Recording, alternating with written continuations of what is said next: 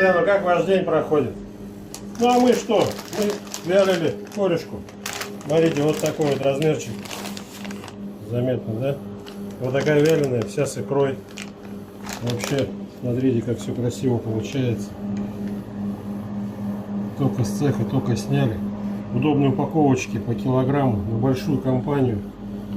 Вот такие обалденные. Камчатская корешка. Она такая вкусная. Зубарь, одним словом. Так что, ребята, мы к выходным готовы. Ну а вы думайте сами, решайте сами. Всем хорошего дня.